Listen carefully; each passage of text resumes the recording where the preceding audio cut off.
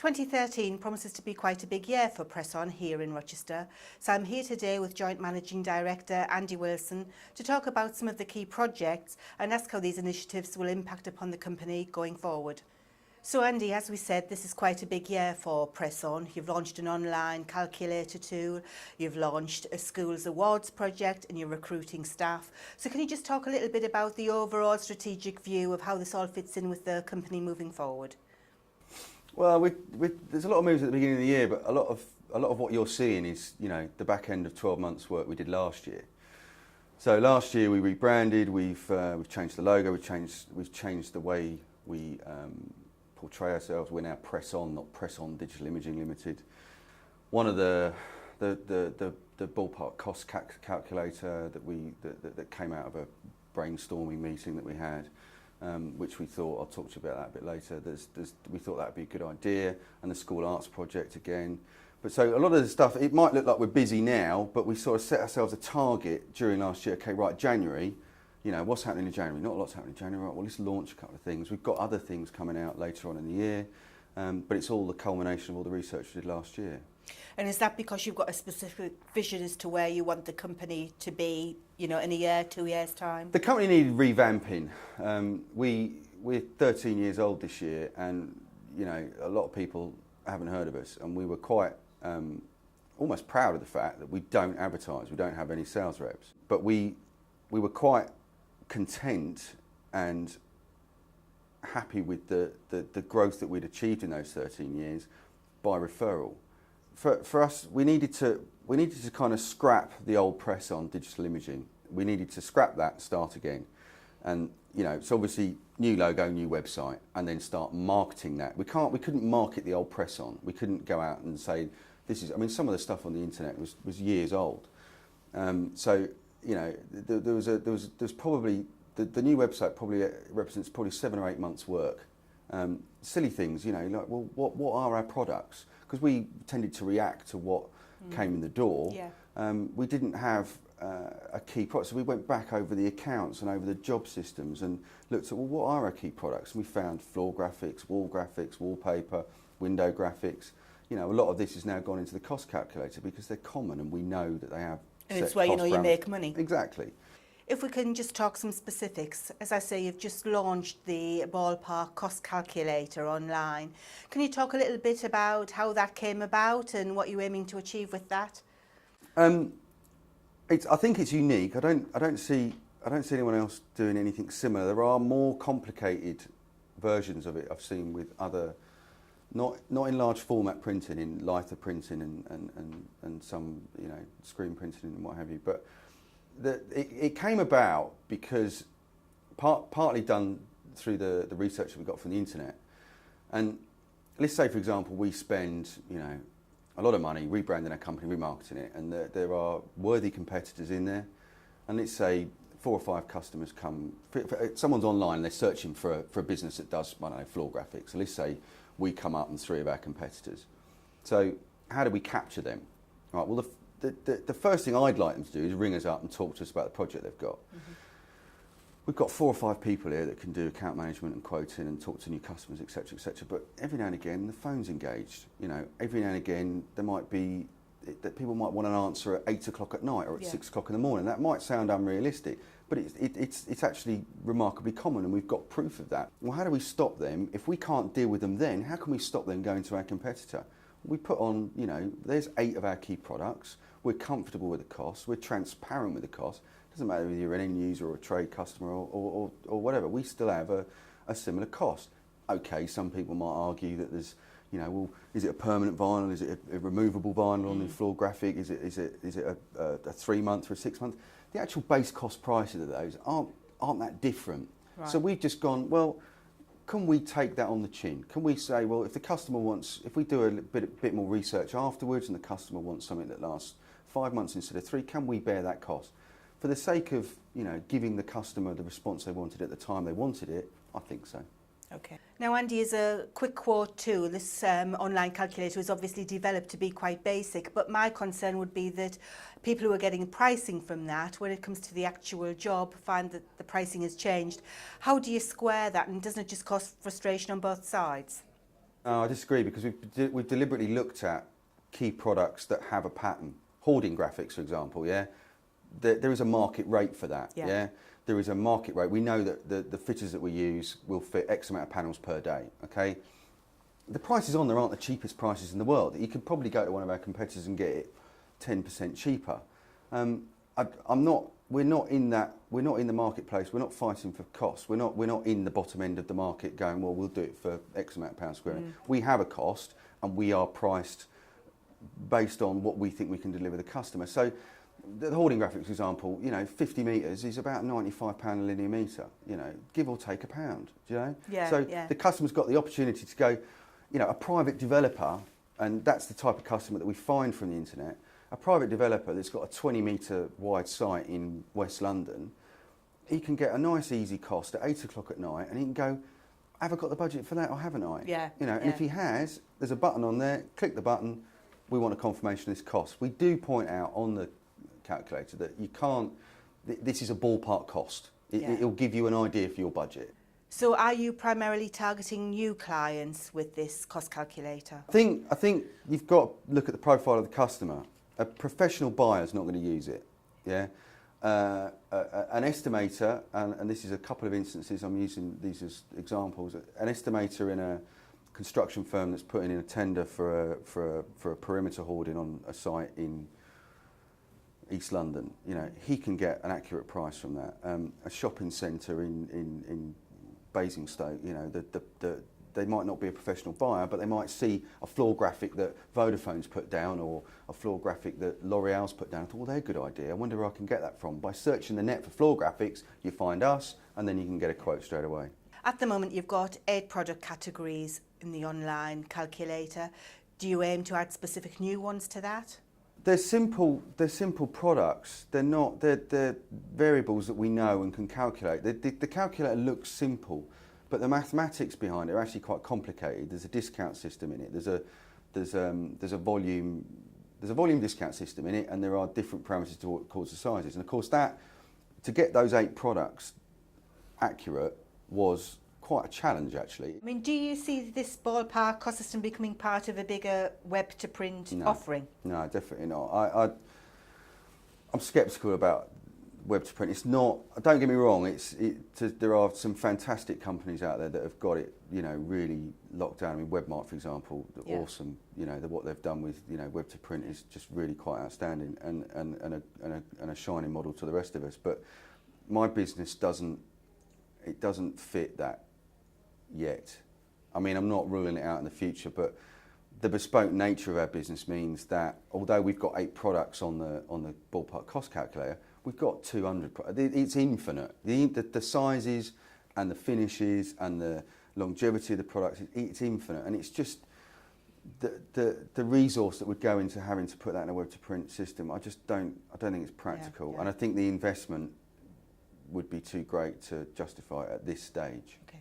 Moving on, I know that you've also announced this new School Arts Award. Can you tell us a little bit more about how that's going to work? Part of the problem we had when we were doing the internet site is we make pictures, be it stuck to the side of a vehicle, on the side of a truck, on a floor, a wall or a ceiling. What we do is we create visual products. Now, part of the problem with the variety of customers we have and some of the names that we deal with, you can't show the imagery on the website. So the websites, what we have got on the website, some of it's pretty impressive, but it's not everything we wanted to show. So we went, well, okay, well, where can we get some imagery? So I was a bit short of hoarding graphics because by sheer coincidence, all the hoardings that we'd done recently had been through other agents, so we couldn't show them. So we went on there. I said, well, just by sheer coincidence, the school teacher at my little girl's school, she wanted to brighten up the playground. So she said, oh, have you got any, old imagery, some scenery or something? I said, I tell you what, get a roll of wallpaper, get all the kids in the class, 5 metres, 6 metres wide, I think it was, by about 500 mil high, get them to paint a picture. And then we'll do the whole side. It was about 20 metres long, actually 25 metres I think in the end. And paint all that, and we sent it off to a fine art scanner in London, and they pieced it all together, and we got this great big long document, and we put it up on the side of this fence. and it's a seamless matte finished hoarding, and it looks brilliant. Yeah. And we suddenly thought, well, and the kids just went mad for it, and we suddenly thought, well, what better way to test, the products than letting children's imagination come up with what they want to see. So it's still in its, if you pardon the pun, it's still in its infancy, if you like, at the moment, but it's something that what we're aiming to do is twofold. One, to give something back to the local community, and we're going to hope to do it once a term. So schools can basically apply for the award, and they come up with an idea based on what they've seen on their website. So if you look at vehicles and you want to wrap the school minibus, well, we can do that if you want. If you look at the glazing graphics and you want to do a stained glass window at the end of your school hall, or if you've got one of the ideas that came in on a recent bit of research was giant board games. Easy to do, absolutely easy for us to do, but no one's ever going to ask for them unless a child's imagination, we're never going to get a designer coming and go, I'm thinking about putting giant board games into such and such a shop this week, because it's not in the brief. But children's imaginations will come up with that. Can we do this? Can we do that? Can we do that? Well, yeah, we can. Why? Let's give it a try. And you know what? No one's, if for whatever reason it didn't quite pan out, it didn't work, no one's going to be screaming for a refund at the end of it, but it's fun to do. Since its foundation in 2000, PressOn's really focused on indoor and outdoor advertising, but as you mentioned, you are going in a lot of new ways. Can you tell us a little bit more about sort of your strategic moves going forward? The focus of the company is we're a service provider. We are a manufacturer, but we model ourselves on a service provider. So we are catering for our clients' needs. The thing is with large format digital printing is its scope is massive. It is huge. And in the 13 years that we've been trading, and by looking at our competitors and looking at the marketplace, I think the key is to not, some people will argue with this, but I think the key is not to specialise in any one particular area. We are very good in, say, 6 or 8 particular areas. We are very good at working in shopping centres. We are very good at doing vehicle graphics. We are very good at doing construction site hoardings. We are very good at various key areas. But I think the important thing is to have a good spread, and that is the customer as well. Yeah, the customer, you need a bit of media, you need a bit of retail, you need a bit of direct client, you need a bit of advertising agency, you need some design clients, you need a good mix, and you need to look at the type of company they are, because if one sector struggles, for example in 2009, the construction industry ground to a halt. So if you were specialising in hoardings, you were going to be in for a rocky ride. Yeah. Andy, you've got quite a recruitment drive going at the moment. Can you tell us a bit more about how that fits into the sort of whole company ethos and where it's going? Recruitment drive is, I mean, as I say, we've opened up other avenues. We've already, bolstered up the finishing department. That's twice the size it was this time last year. We've rearranged the company in, when we looked around the building earlier, you can see that, the printing department has moved to another area, and the administration girls have moved into a different area and working closely with the studio guys, and we've taken on more space. We've put in mezzanine floors. Again, all this work that we did last year, be it investing in new equipment, investing in new finishing staff, printing staff, this year we're sort of moving the focus into moving the customer focus back. And the guys here, we've got a brilliant team here, and they have all worked really hard, and we've worked through some very challenging financial constraints over the past few years. Everybody has. Yeah. But the time now, we've stabilised the business. We've seen a sustainable growth over the last 3 years. And it's time now to maintain that, and by maintaining that we need to bring people in to assist the guys that are working 12 hours a day. That can't go on, and if we're going to continue to grow, we need to give them support. Yeah. So the recruitment drive is blanket. We're fishing at the end of the day. We need someone to do our social media. That is.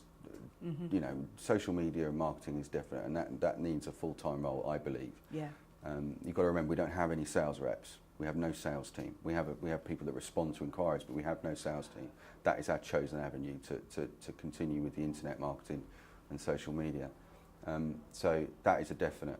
But you know, anyone in our industry is always on the lookout for good staff, and we are advertising posts. But one of the biggest problems we have with this industry is there's no college course you can go and learn how to do it. You know, there's no degree in large format digital printing, and you, to a certain extent, although the end product's the same, it's nothing like screen or litho. You know, you'll end up with a 4-foot but 2-foot panel that displays a message in a shop, perhaps, but how you got that panel to that shop is very different from where it was 10 years ago.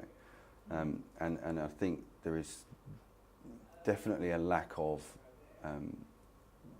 people with our industry knowledge, and part of the process, the long-term process, is obviously we're going to have to bring people in and train them, and that's not going to happen in 3 or 4 months. You've invested quite a bit recently in new kit for the company, and I know you're going to be investing again in this coming year. Can you tell us a bit more about where you expect that to take the company? Well, we print an awful lot of self-adhesive vinyl here, and a lot of related products, and we obviously went through the transition of getting rid of all the solvent printers that we had, and we moved over to latex printers. That started in 2010, and we've now got, well, we can print about 1,000 linear meters of latex print using various machines. We've got 850s, 65500 and the baby latexes. We can print about 1,000 square meters every 24 hours, which is a lot of self-adhesive vinyl. We're running quite high on capacity at the moment, so that we may invest further into that. We've been looking at a couple of other machines. We've got some hybrid roll-to-roll UV machines, and we've been looking at replacements for them. Right. Last year we improved the productivity of the finishing department quite drastically with the Consberg installation, just in a different league, and it's opened up as well the ability to route out materials, acrylics, dye bond at a commercial level. It's got the ability to compete with sign companies, so we can now offer a sort of a more one-stop shop for signage. So yeah, we've got investment plans. It's got to be sustainable though. You know, we've got to see that growth that we've experienced maintained, and we're confident that's going to be the case. Good, thank you.